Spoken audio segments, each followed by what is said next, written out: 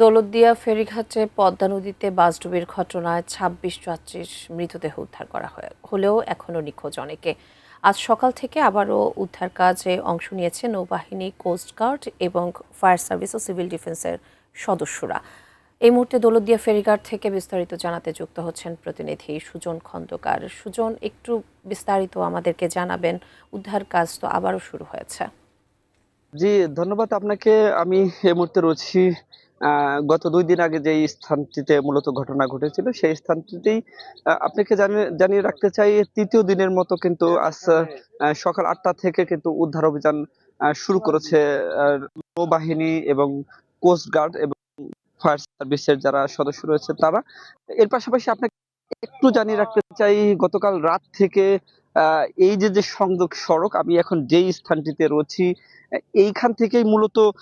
গত পরশু গাড়িটি নিয়ন্ত্রণ হারিয়ে কিন্তু নদীতে চলে যায় এবং সেই সড়কের কিন্তু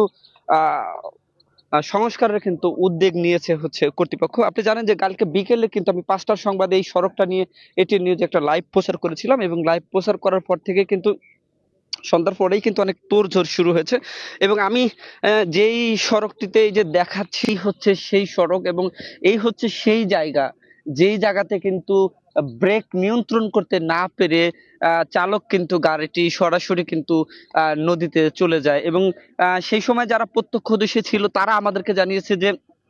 তিনি অনেকভাবে চেষ্টা করেছে এখানে থেকে কিন্তু গাড়িটাকে নিয়ন্ত্রণ করার জন্য, গাড়ির মধ্যে যারা প্রত্যক্ষদর্শী ছিল কিন্তু তিনি কিন্তু নিয়ন্ত্রণ করতে পারেননি, যার কারণেই কিন্তু এরকম একটা দুর্ঘটনা ঘটেছে এবং এই দুর্ঘটনায় কিন্তু ২৬ জনের প্রাণহানি ঘটেছে। এটা কিন্তু আপনি ইতিমধ্যে জেনেছেন। তার পাশাপাশি কিন্তু আজকে সকালে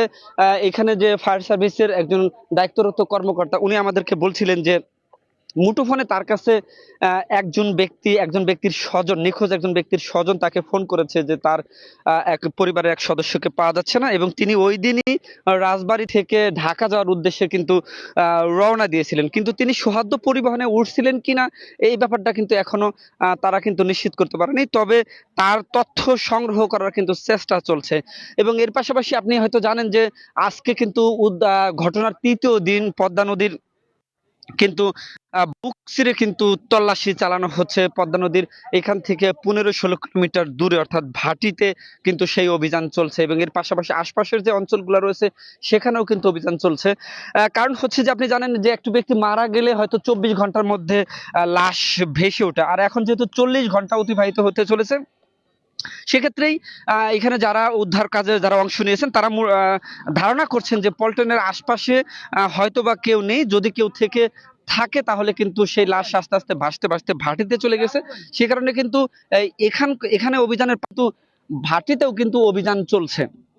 এবং এই অভিযানটা কিন্তু এখন থেকে সন্ধ্যা পর্যন্ত, অর্থাৎ রাত ৮টা পর্যন্ত চলমান থাকবে এমনটা কিন্তু নিশ্চিত করা হয়েছে এবং রাত ৮টার পরে সিদ্ধান্ত নেওয়া হবে যে আগামীকালও কিন্তু অভিযান চলবে কিনা।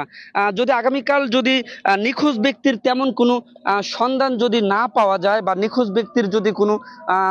সন্ধান থাকে তাহলে কিন্তু তারা অভিযান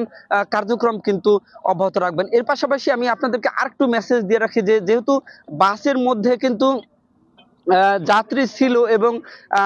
পুরো সবগুলো সিটে কিন্তু ফ্লাপ ছিল, স্থানীয় ব্যক্তি যারা রয়েছে বা প্রত্যক্ষদর্শী রয়েছে তাদের ধারণা যে হয়তো আরো কিছু ব্যক্তির মরদেহ থাকতে পারে, এই জন্য কিন্তু এরকম একটি সন্দেহের জেরেই কিন্তু এই উদ্ধার অভিযান এখনো চলমান রয়েছে এবং আজকে রাত ৮টা পর্যন্ত চলবে এবং আগামীকাল চলবে কিনা সেটা কিন্তু সংশ্লিষ্ট কর্তৃপক্ষ কিন্তু আমাদেরকে জানাবেন। যে এই ছিল দৌলতদিয়ার এই ৩ নং ফেরিঘাট থেকে এখনকার মতো আমার কাছে সর্বশেষ।